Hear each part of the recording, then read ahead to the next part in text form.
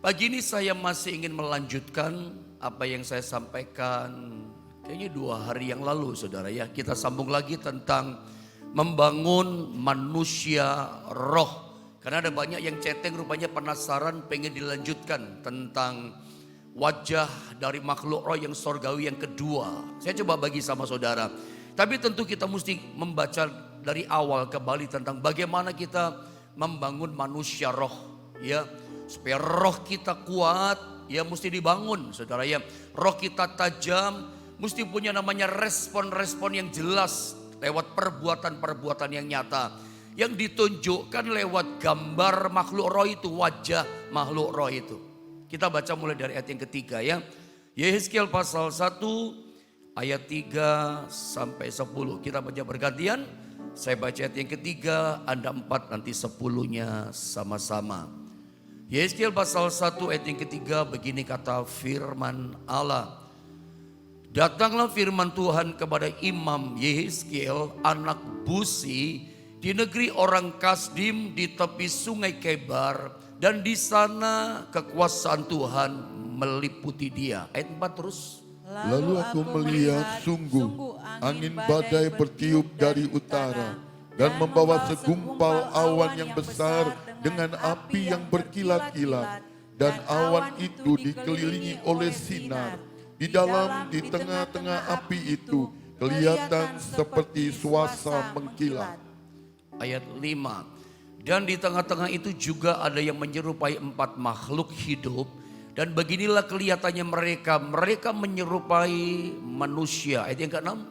Tetapi masing-masing mempunyai 4 muka, dan pada masing-masing ada pula 4 sayap. Kaki mereka adalah lurus dan telapak kaki mereka seperti kuku anak lembu. Kaki-kaki ini mengkilap seperti tembaga yang baru digosok. Terus. Pada keempat sisi mereka di bawah sayap-sayapnya tampak tangan manusia.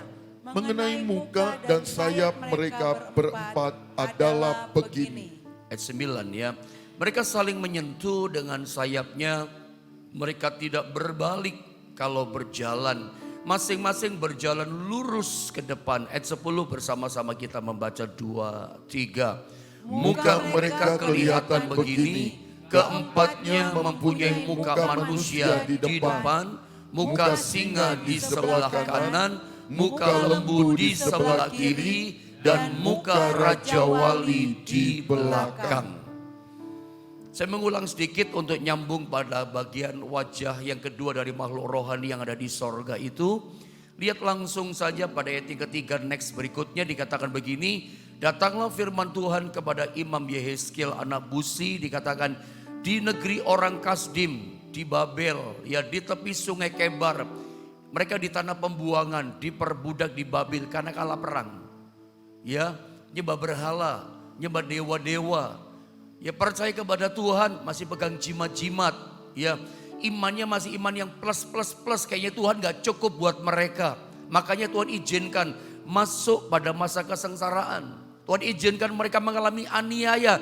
Diperbudak jadi budak roh di tanah Babel. Miskin, sengsara, terpuruk mereka. Tapi Tuhan baik. Tuhan gak biarkan mereka sengsara menderita begitu saja di tanah Babel. Di tanah pembuangan. Salah satunya Tuhan datang berfirman kepada hambanya yang bernama Yehezkiel. Bahkan menarik, di tanah pembuang dalam penderitaannya Yehezkiel ini, Alkitab mengatakan begini. Ya, dan di sana, di tanah Babel, di tanah perbudakan, di sana itu di dalam penderitaan umat Allah, penderitaan Yehezkiel, dikatakan kekuasaan Tuhan meliputi dia. Dalam penderitaan sengsara, ini yang menjadi pengharapan kita. Tetap ada kekuasaan Tuhan. Tetap ada yang namanya the power of God, the glory of God. Itu turun menaungi kita. Datang sama kita. Dan saya katakan kemarin yang mengalami seperti ini bukan cuman Yehezkiel. Dituliskan dalam Alkitab. Ada banyak orang-orang tokoh-tokoh Alkitab mengalami kekuasaan Tuhan. Dalam penderitaan datang pertolongan.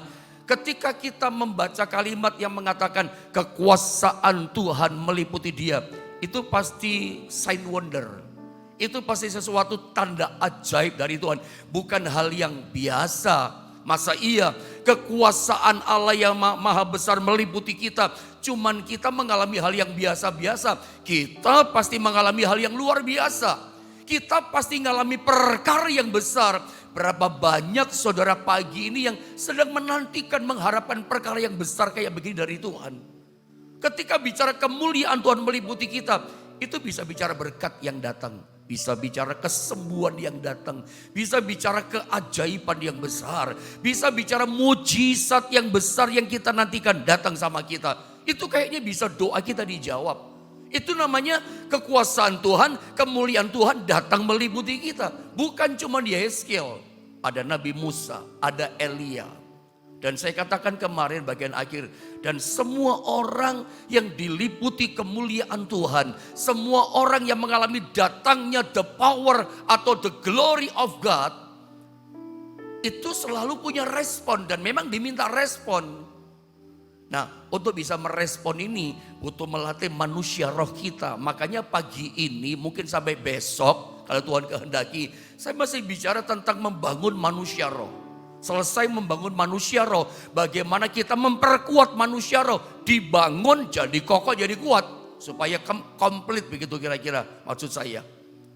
Ya, setiap orang yang mengalami kemuliaan kekuasaan Tuhan, dia akan jadi manusia lain, hidupnya akan berubah, dia akan jadi berbeda, hidupnya akan mengalami namanya progresif, hidupnya akan mengalami kemaksimalan. Kenapa? Ngalami kemuliaan Tuhan langsung dalam hidupnya. Bukan dari cerita orang, bukan dari kesaksian orang lain. Saya ngalami kok.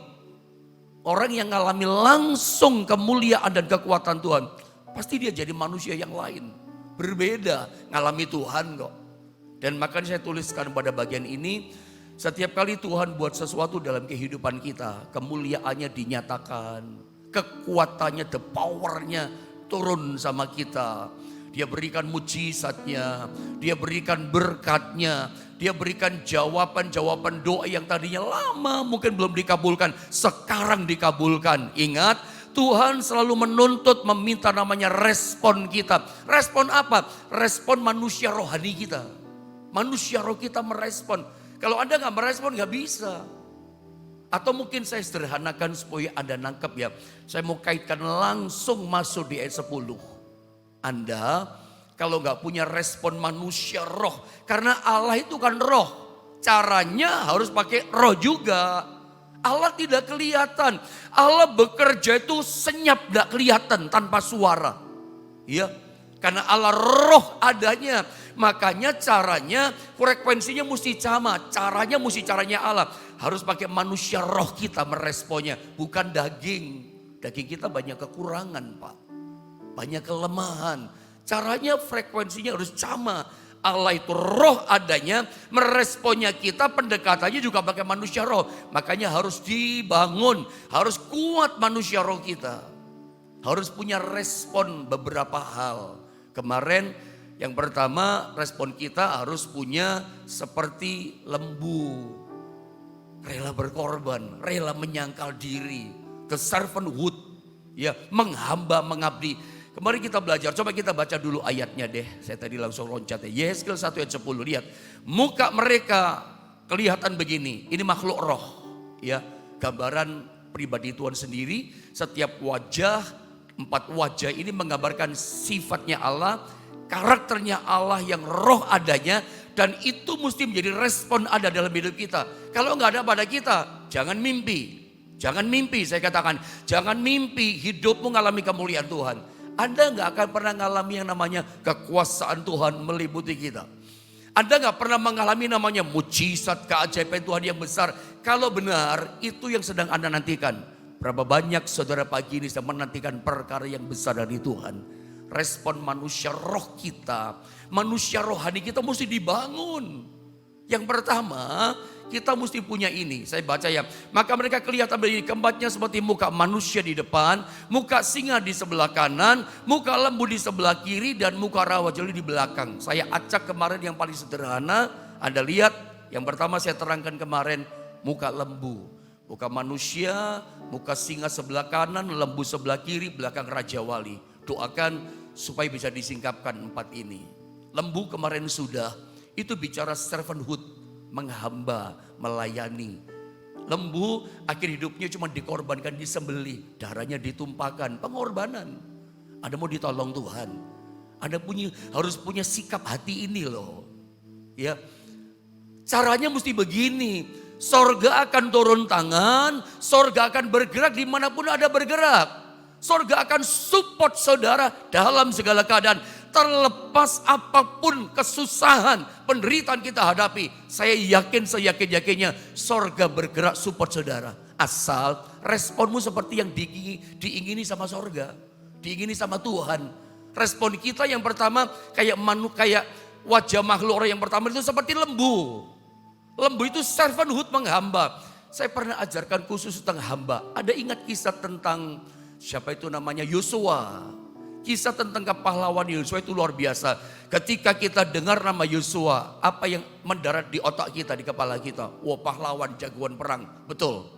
Yosua adalah seorang yang pernah hancurkan tembok Yeriko. Iya. Yosua adalah seorang pemimpin Israel setelah Musa. Musa saja gagal gitu ya. Tapi Yosua lah yang berhasil membawa Israel masuk tanah Kanaan, negeri perjanjian. Jagoan ini Yosua lebih berhasil daripada Musa. Musa cuma sampai di border perbatasan. Yosua yang menyelesaikan, menuntaskan visi Tuhan. Orang luar biasa ini. Tidak ada orang bisa menang perang kata Alkitab lawan Yosua. Kenapa? Sebab orang ini disertai Tuhan. Sebagaimana Allah berjanji, aku menyertai Musa. Hai Yosua, aku menyertai kamu. Bahkan dia punya janji Tuhan. Yosua, setiap tanah, setiap tempat yang diinjak telapak kakimu dengan iman aku berikan kepadamu kata Tuhan. Luar biasa loh. Kok bisa dia terima yang hebat dari Tuhan? Tuhan support dia. Di mana dia bergerak, sorga bergerak kuasanya buat Yosua. Kemuliaan Allah, kekuasaannya selalu turut menyertai Yosua. Apa sebabnya? Orang ini punya respon. Respon apa? Makhluk yang pertama, lembu. Menghamba. Kalau Anda membaca cerita Yosua, pasal 1 pasal 2 sampai pasal terakhir, wah hebat ceritanya. Itu semua cerita kepahlawanan kehebatan Yosua. Itu dimulai ayat yang ke-1, ayat yang ke-1. Apa kata Alkitab di sana? Yosua adalah abdi Musa itu. Abdi Musa. Sebelum dia mengabdi kepada Tuhan, dia mengabdikan hidupnya kepada yang kelihatan kepada Musa. Abdi, menghamba. Doulos, menghamba.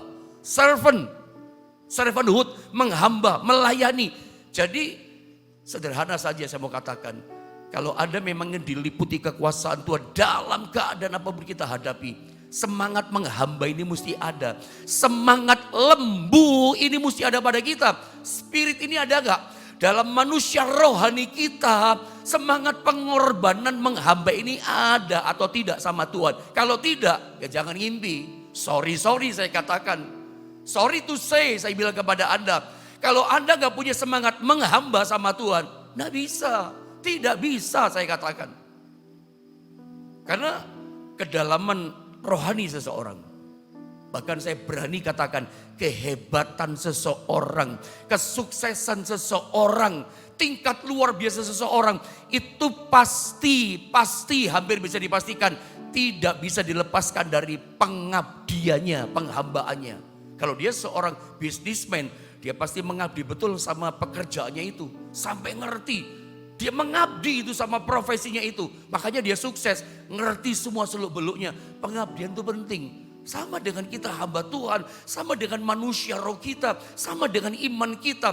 Tingkat kedalaman rohani kita. Tingkat kedewasaan iman kita. Itu gak bisa dilepaskan dari penghambaan kita. Pengabdian kita. Titik.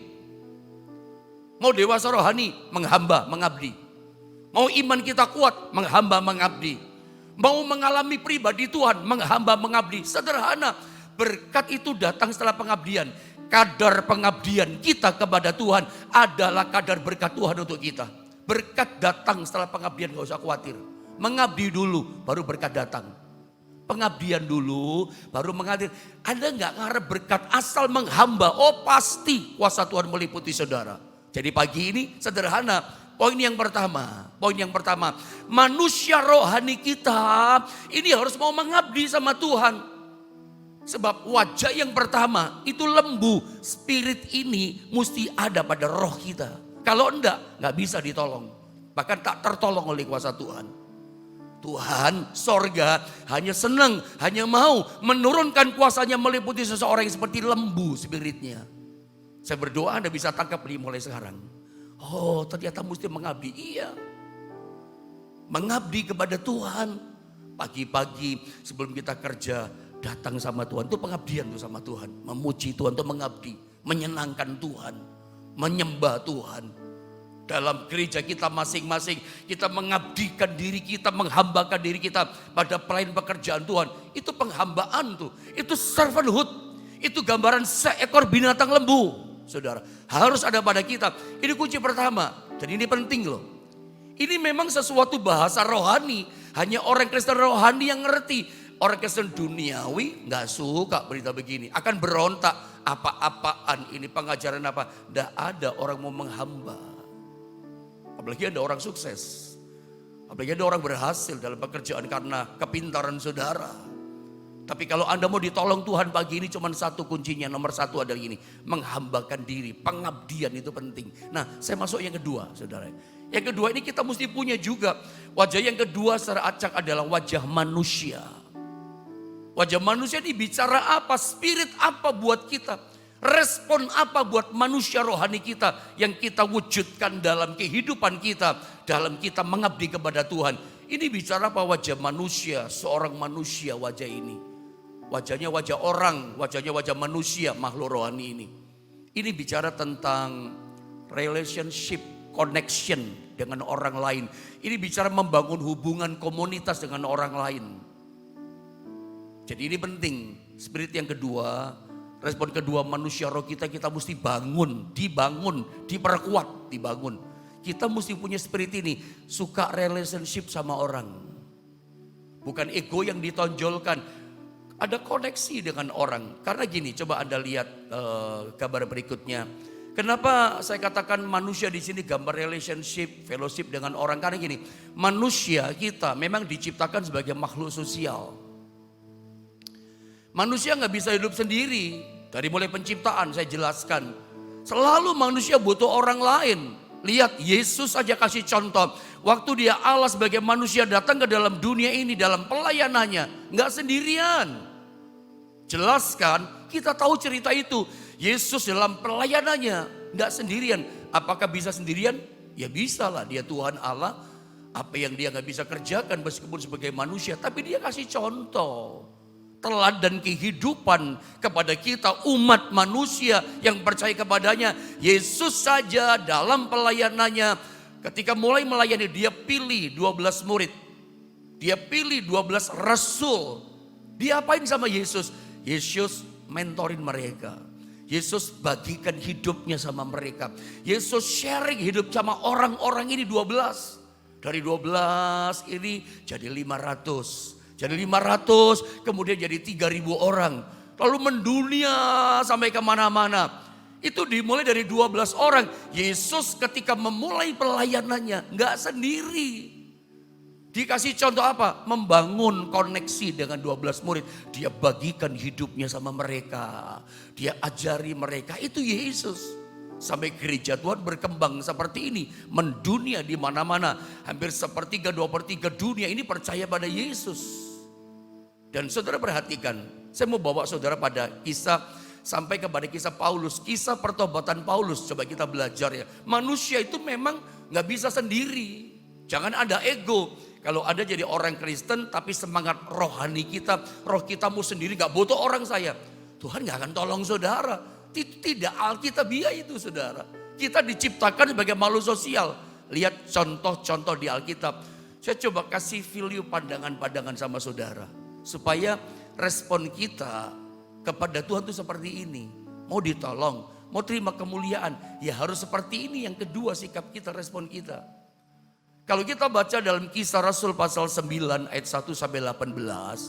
Itu kisah pertobatan Paulus sampai dia dibaptis. Kita tahu background, latar belakang Paulus penganiaya jemaat. ini pembunuh. Ini raja tega yang satu orang ini. Paulus, saudara ya. Tapi kita tahu, satu kali dalam perjalanan ke Damsik diterpa sama cahaya terang. Dia bawa surat dekret dari imam besar kepala, saudara ya. Untuk apa? Bunuh orang Kristen, hancurin orang Kristen, komunitas orang Kristen dihancuri. Di tengah perjalanan di Damsik, Yesus datang dalam cahaya menerpa dia. Dia sampai buta matanya. Dia terjatuh dari kudanya dan dia buta matanya selama 3 hari. Dan saudara tahu, kalau saya boleh bertanya, kalau saya tanya Anda jawab boleh ya. Menurut Anda begitu nanti setelah dia buta, matanya gugur, selaput matanya gugur, dia bisa melihat, lalu kemudian dibaptis. Menurut Anda siapa yang baptis Paulus? Anda tahu siapa baptis Paulus? Ya, jarang orang tahu ya. Kalau Anda baca dalam ayat ini kalau dibaca kepanjangan, saya cerita saja, percaya itu yang tertulis dalam Alkitab.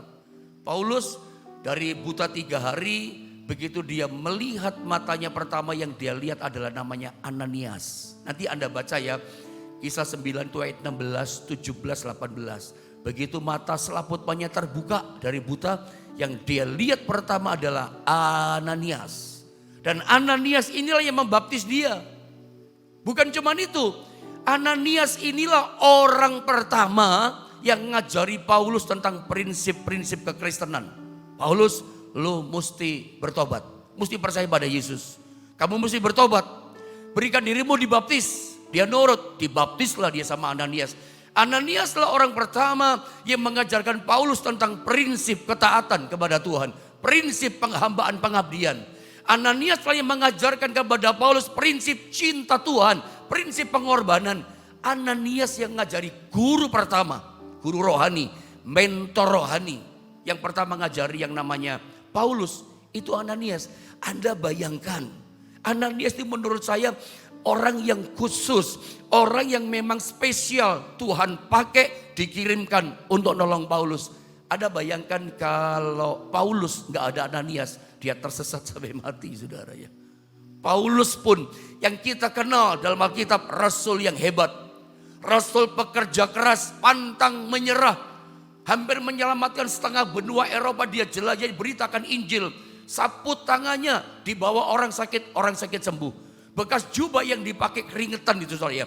Orang kerasukan setan dikepret gini, setan lari, tinggalkan orang kerasukan itu. Anda bayangkan, itu Paulus.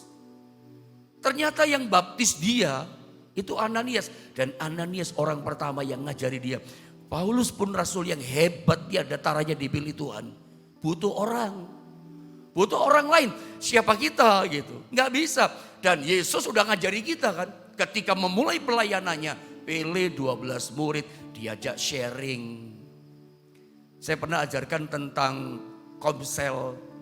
Cara kerja orang-orang Israel itu hafruta. Kenapa orang Israel itu pinter gitu? Cara kerjanya hafruta. Mereka tidak pernah belajar tuh lalu sendirian enggak. Selalu ada teman, minimal 2, minimal 3. Mereka tanya jawab gantian. Makanya pinter-pinter. Sampai hari ini bangsa Israel dikatakan cara belajar itu hafruta. Enggak pernah sendiri belajarnya. Beda dengan kita orang Indonesia. Belajar suruh sendiri. Mereka enggak, dengan teman-temannya kelompok. Saling begitu. Makanya pinter-pinter. Itu ternyata caranya cara Alkitab tuh. Enggak sendiri, tapi selalu bersama. Ada koneksi, ada fellowship, ada connection dengan yang lain. Yesus kasih contoh bahkan dari mulai penciptaan. Coba lihat ya. Allah ketika pertama kali dia muncul pun, ya, menyatakan dirinya pun pribadi Allah. Itu pakai bahasa kita. Saya baca ya. Kejadian 1 ayat 26. Begini kata firman Allah. 26 perhatikan. Berfirmanlah Allah. Baiklah kita. Huruf besar. Ini Allah. Menjadikan manusia menurut gambar dan rupa kita. Kita lagi. Bukan aku tapi kita. Menurut gambar ciptakan manusia menurut gambar rupa kita. Supaya mereka berkuasa atas ikan-ikan di laut. Dan burung-burung di udara. Dan atas ternak dan atas seluruh bumi. Dan atas segala binatang melata yang merayap di bumi. Allah pun dalam kitab Kejadian ketika menyatakan dirinya pertama kali pun. Menyatakan pakai bahasa kalimat kita. Anak kecil juga tahu. Permisi bicara, opa oma kakek nenek yang tua pun tahu bahasa kita itu berarti jamak lebih dari satu. Saya pikir semua kita, saya percaya begitu semua kita orang Kristen yakin dan percaya dan sangat mengerti bahasa kita Allah jamak di sini adalah di dalam kita ini ada Allah Bapa, Allah Anak, Allah Roh Kudus, Tritunggal yang Esa. Kita tahu bahasa kita. Nih lihat, ketika dia menciptakan alam semesta, pertama kali muncul, itu pun jamak loh. Kita selalu senang dengan kebersamaan, membangun hubungan, koneksitas selalu penting, dipentingkan sorga. Anda lihat sampai kepada menciptakan Adam pun begitu. Ketika ciptakan hari pertama, misalnya hari kedua semuanya baik. Jadi matahari baik, bintang baik. Hari ketiga, hari keempat semuanya baik. Hari kelima baik. Hari keenam ketika menciptakan manusia sungguh amat baik. Itu pasal 1 saudara ya. Sampai pasal 2. Tiba-tiba di Kejadian pasal 2 ayat yang ke-18 tadi mengatakan wah semuanya baik, semuanya baik. Bahkan wah ini sungguh amat baik. Tiba-tiba di ayat 18 di pasal 2 Tuhan Allah ngomong begini. Tuhan Allah berfirman, lihat ini kalimatnya. Tidak baik kalau manusia seorang diri saja, aku akan menjadikan penolong baginya yang sepadan dengan dia. Tadi barusan ngomong semuanya baik, tiba-tiba tidak baik manusia seorang diri saja. Nah Alkitab, dari sini kita mengerti bahwa memang dari awalnya, dari sononya penciptaan, manusia memang kata firman Allah diciptakan gak bisa sendirian. Allah menciptakan keberadaan manusia sebagai makhluk sosial. Dari ayat ini jelas, Kejadian 2 ayat yang ke-18. Manusia tidak bisa hidup sendiri, titik. Manusia gak bisa hidup sendiri. Walaupun hari-hari ini ada orang mencoba kayak Superman, bisa hidup sendiri. Tapi percayalah, saya yakin dengan yang saya katakan, Tuhan tidak pernah menciptakan manusia itu kayak Superman, bisa semuanya, maha bisa semuanya. Gak ada, cuman Tuhan yang bisa semuanya. Itu pun menciptakan pakai kata kita. Alam semesta, manusia diciptakan segambar dengan rupa kita, bukan aku. Kita itu di dalamnya Allah Bapa, Allah Anak, Allah Roh Kudus. Kita, manusia diciptakan gak bisa sendiri. Tidak baik manusia seorang diri saja. Dikasihlah Hawa. Gak bisa sendiri. Hawa ini sebagai penolong. Saya yakin gak ada orang diciptakan kayak Superman. Bisa semua. Multi talenta ini Pak. Semuanya bisa. Saya gak percaya. Sekalipun ada orang mengaku saya multi talenta. Saya bisa semuanya. Saya maha semuanya bisa pokoknya. Saya yakin tinggal tunggu waktu. Nanti pada waktu titik, pada waktu tertentu. Dia pasti butuh pertolongan orang lain. Tolong saya dong, pasti itu. Pasti. Karena Alkitab menuliskan Kejadian 2:18. Tidak baik kalau manusia seorang diri saja. Tapi sekarang ini 2-3 tahun terakhir ini. Menurut satu survei di artikel yang saya baca beberapa minggu yang lalu. Ada satu penyakit yang bermunculan dan banyak diderita, ini penyakit mental, jiwa. Ini bukan penyakit jasmani fisik, penyakit mental. Namanya megalomania. Apa itu penyakit megalomania?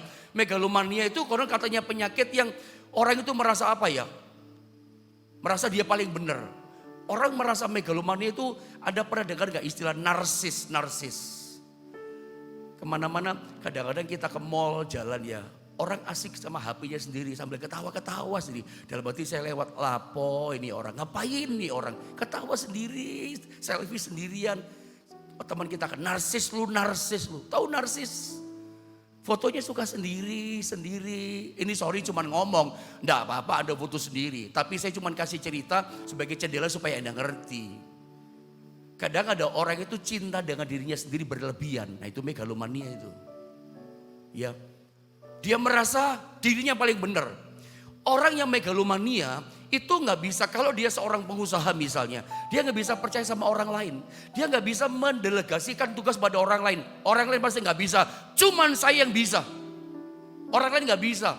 Itu megalomania, itu gangguan di mental. Megalomania. Hari-hari ini banyak orang kena penyakit mental ini, megalomania. Ya, dia merasa saya orang yang tidak bisa salah. Jadi seandainya dia bikin salah sekalipun dia merasa saya gak salah, kamu yang salah, si A yang salah, Pak Camat yang salah, Pak Lurah yang salah. Nanti kalau misalnya dia betul-betul salah, diproses di pengadilan dikatakan dia yang salah, masuk penjara misalnya. Tetap dia berkata bukan saya yang salah, hakimnya yang salah, jaksanya yang salah. Itu megalomania itu. Dia merasa sebagai orang yang tidak mungkin bisa berbuat salah. Saya yang benar, papa yang salah, mama yang salah. Kadang ada anak sekarang muda. Jangan heran ya, orang tua Anda punya anak-anak sekarang mentalnya terganggu kena megalomania. Banyak hasil survei mengatakan. Sakarpe dewe orang Jawa katakan, tidak bisa diatur, tidak bisa ditegur. Mama coba tegur dia, wow ngamuk dia. Dia merasa benar mamanya yang salah. Itu megalomania sekarang banyak terjadi. 2-3 tahun terakhir banyak. Apakah dampak pandemi saya tidak tahu, tidak ngerti. Tapi itu sedang terjadi hari-hari mengganggu. Karena merasa sendiri, Alkitab katakan. Jadi orang cinta diri sendiri, narsis gitu loh. Tidak butuh orang, tidak bisa percaya sama orang. Jangan-jangan sama papa mamanya nggak bisa percaya. Dan itu ada, aneh tapi ada. Kalau Anda nggak pernah ngalami masa sih. Tapi banyak saudara oleh seperti itu. Alkitab katakan orang tidak bisa sendiri. Kenapa Daniel di tanah Babel kuat? Dia punya teman, Sadrak Mesak Abednego. Kenapa Sadrak Abednego hadapinnya kuat? Dia punya teman, ya tigaan sama Daniel. Butuh loh koneksi. Anda gak bisa cuma sendiri di rumah. Datang ke gereja, datang ibadah. Meskipun online seperti ini, kita bisa ketemu, dengar nasihat. Karena kita gak bisa sendiri. Kita makhluk sosial. Nah setan, kenapa sih orang narsis? Kenapa sih orang pengennya sendiri? Ini kan kerjaannya setan Lucifer. Coba merusak gaya hidup sorga. Berkat turun, minyak turun kalau kita duduk bersama dengan rukun. Mazmur 133 kan. Itu berarti gaya hidup sorga. Alangkah baiknya di mata Tuhan, alangkah indahnya. Kalau kamu duduk diam dengan rukun. Gaya hidup sorga loh itu. Tuhan kasih apa? Embun dari Gunung Hermon. Tuhan kasih apa? Minyaknya turun. Tuhan suka. Anda mau terima minyak, urapan kuasa meliputi kita. Anda mau terima embun berkat dari Tuhan. Anda mesti punya respon manusia roh begini. Kita butuh orang, kita mesti koneksi sama orang. Ini kelihatannya hari-hari, tapi harus ada pada manusia roh kita. Kita butuh orang lain, jangan sendiri dirusak sama gaya hidup setan. Lihat Yesaya 14, 13, 15. Nggak bisa selesai rupanya ya. Engkau yang tadinya berkata dalam hatimu, aku hendak naik ke langit. Aku, kalau Allah Bapa di sorga, kita. Lucifer tidak, aku hendak naik ke langit. Aku hendak mendirikan takhtaku mengatasi bintang-bintang Allah. Dan aku hendak duduk di atas bukit pertemuan, jauh di sebelah utara. Aku hendak naik dan seterusnya. Aku terus aku. Makanya Tuhan tidak pernah menghendaki kalau Anda sudah jadi bos, jadi orang hebat, kedudukanmu tinggi, jangan naik di kedudukan tinggi sendirian. Nanti jatuh di bawah. Tuhan selalu ajar kita kalau sudah di atas turun ke bawah. Lihat yang di bawah. Itu kan ajaran Yesus kan. Anda masih ingat itu ajaran kan. Bahwa kalau kita di atas sendirian gampang jatuh. Ya, kalau kita jadi orang sendirian merasa tidak butuh orang lain. Nanti tidak terima masukan dan seterusnya. Nanti jatuh lama-lama kita. Jangan naik sendirian. Kita butuh orang lain.